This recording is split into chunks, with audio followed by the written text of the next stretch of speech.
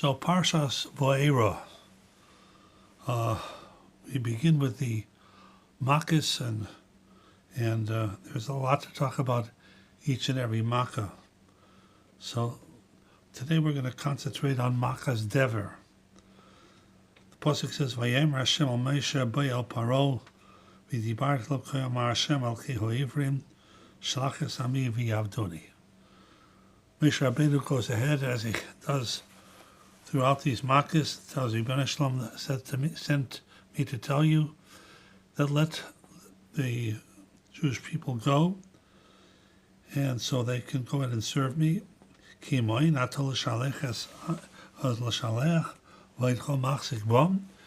if you refuse and insist on holding on to them, the hand of God is going to go ahead and smite all the cattle, basusim, bachamarim, bagamalim, horses, donkeys, camels, babokar, vatzayin, and cows and sheep, dever koveid by a terrible pestilence. And then Moshe Rabbeinu adds, "V'hifla Hashem bein machane Yisrael bein machane Mitzrayim v'yamus mikol livnei Yisrael davar." And to go ahead and to accentuate this, and that this is not just a natural plague, because where Klal Yisrael lives in Eretz Goshen, which is right next to Mitzrayim, not one animal will die. So here you have a whole country that the cattle and the animals are dropping dead, and in Eretz Goshen, the land of the Jews, not one thing happens.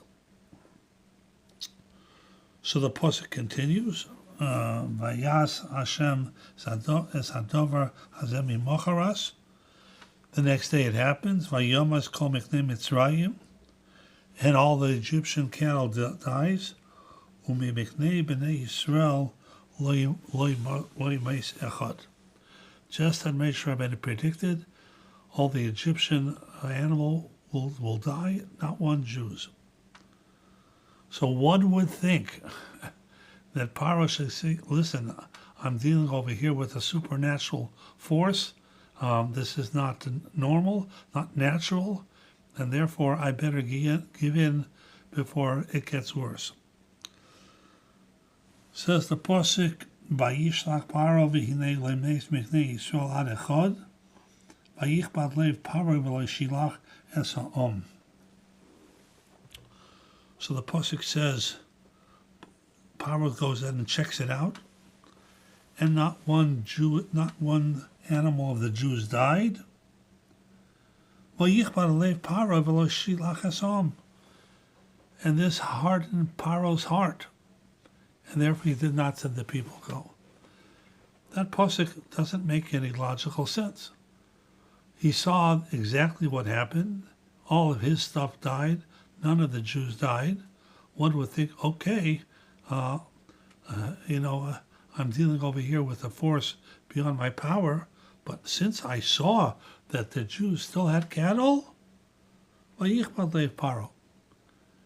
became hardened. As I say, on the face of it, doesn't make any sense. Because there was cattle still for the Jews, just like Moshe had predicted, therefore he became hardened and refused to send the people? The answer over here, I think, is that you see such a phenomenon by Rishoyim, by evil people, whether it's Paro or whether it's other the wicked kings of the Jews eventually and of all nations of the world, that they just don't get it, and they are very, very short-sighted.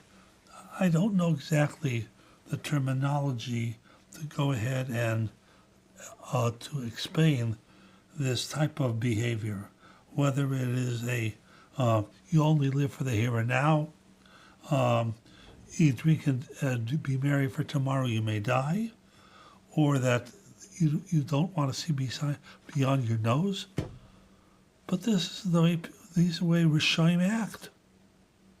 which means to say that if they have some kind of exit ramp, they can get out of the situation. So, okay, I'm all right. I can live with this.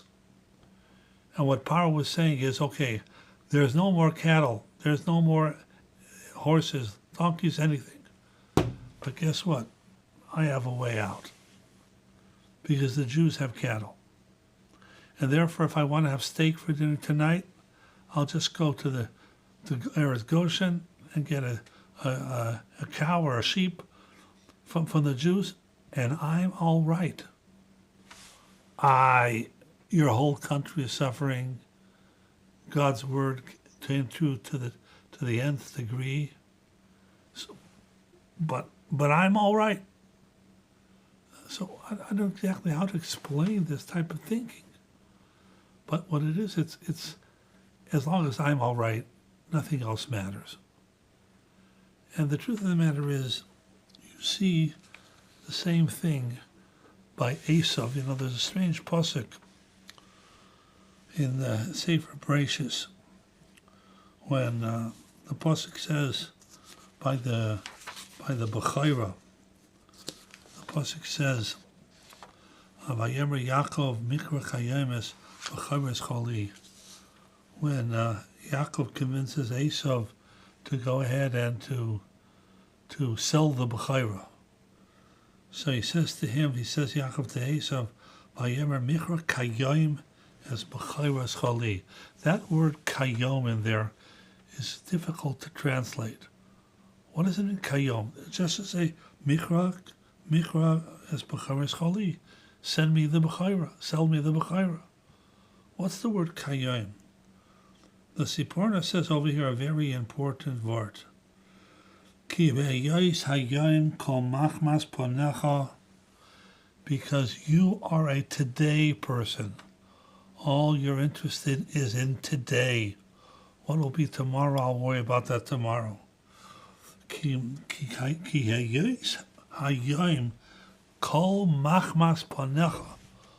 All you carry about is today. Today I'm hungry. Today I'm starving. Therefore, I'm going to go ahead and sell something that is eternal value, the Vaeira. But that doesn't appeal to me now. I'm hungry. I need to eat. Mikra kayom es b'chayres chali, because that's the type of person Esav is. That's the type of person Paro is. That's the type of people that Rishoyim are. They're only interested in the here and now. Also further on, not further on, before in the Parsha, when it comes to Makas Tzfardeya, the frogs, there's also an interesting anomaly that you find by the frogs, that not by the other Makas. The frogs can't come, Paras can't stand it anymore. Get rid of the frogs. Take care of the frogs. Take away the frogs. Can't stand the frogs. So it happens that all the frogs die. So the pasuk says, what is Paro's reaction to that? Vayar Paro ki hoisa harvacha machmedis liboy v'leisham aleim kasher dibar Hashem. Paro saki hoisa harvacha. What does that mean? From the word revach. There was room. There was an escape. What is he referring to? The frogs came. They were everywhere in Egypt. What's Vaeira ki hoisa harvacha? So the Yissocher writes over there, he says, Lo nemar loshen zeh b'shum maka ki b'makas hatzfardim. This expression, and Paro saw that there was revach, there was harvacha, there was space. This doesn't happen by any of the other makas. So what is that about, says the Yissocher? Le'vishekol ha'makas kasher saru oz saru l'gamrei. Because by all the other makas, when the makas stopped, the makas stopped. When the bird stopped, it stopped. When the dever stopped, it stopped. The makkah was over. Okay, when the chayshik stopped, it stopped. But with the frogs, even when it stopped, it really didn't stop. Because you had tens of millions of frogs all over the place, sitting there and rotting. Now you can imagine the stench that caused. So here, even though the makkah was over, but it wasn't fully over because the people were still suffering. How do we get rid of the stench? We have to bury the frogs, burn them, and it was intolerable. You can't stand the smell. So what does Paro say?